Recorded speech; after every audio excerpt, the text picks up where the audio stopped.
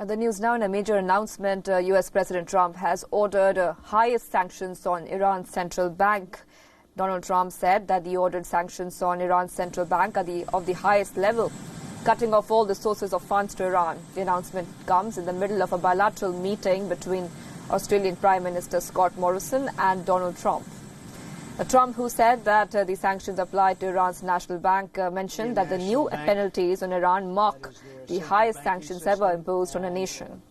Trump's remarks comes 2 days after he took to Twitter and announced that he had instructed Mnuchin to substantially increase sanctions on Iran. We have just sanctioned the Iranian National Bank. That is their central banking system, and it's going to be at the highest level of sanctions. So that just took place, and a couple of other things. Now, fake news is a challenge for every government. Every country is dealing with this. Social media giants, after much pressure, have started taking some steps to curb fake news. Now, Twitter has said that it has suspended thousands of accounts across the world for spreading fake news.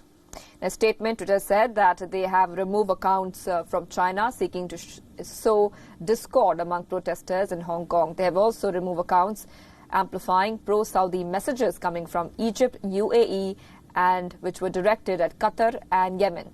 Fake accounts from Spain, Ecuador were also suspended. Twitter's actions follow on the heels of Facebook's removal last month of 350 fake accounts and pages promoting Saudi propaganda. The information release is part of the company's push to improve understanding of how its platform is used by state actors to manipulate public opinion.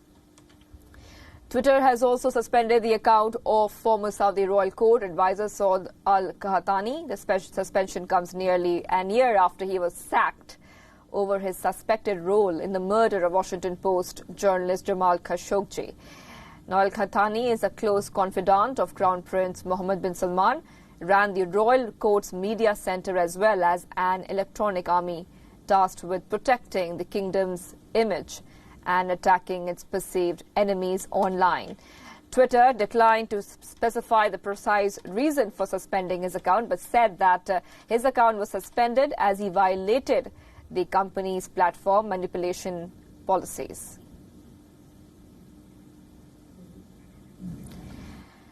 And hundreds of thousands of students across the globe have skipped school to protest against climate change.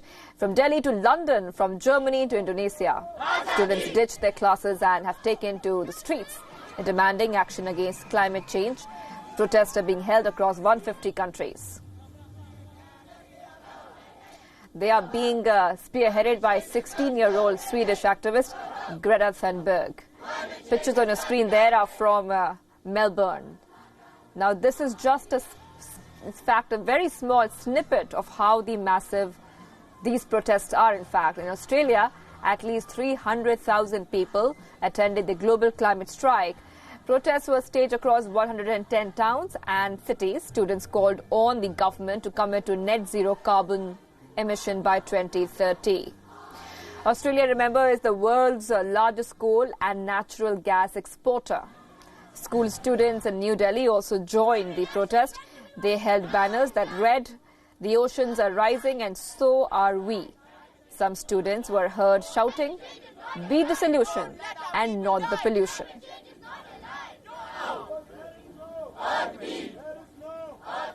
I don't think anyone needs a reason to be in this strike right now. This is for your future, this is for your existence, and this is for your life. If you're not here, you're wasting your time wherever you are in the world right now. In the UK, students organised protests across cities and towns. Demonstrators were in fact held protests in London, Cardiff, Edinburgh, Brighton, Newcastle and Birmingham.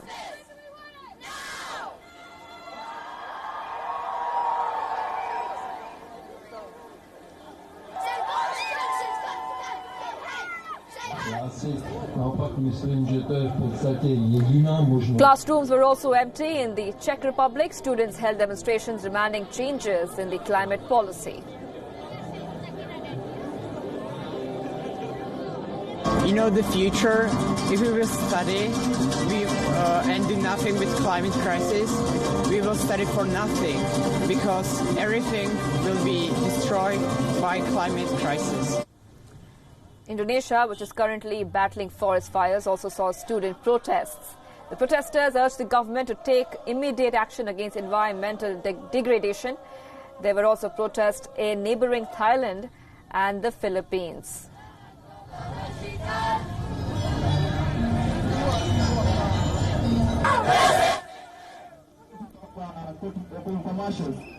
In Kenya, students gathered in Nairobi's Uhuru Park.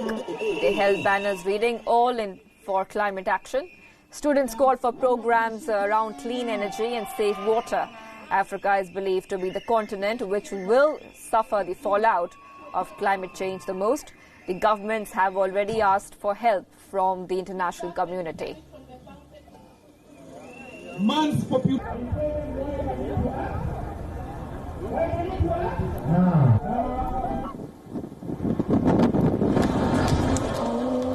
These images are from Germany. Berlin's Brandenburg Gate saw its largest gathering.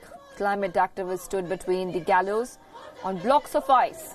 They had nooses around their neck. This was to show that time for action is running out.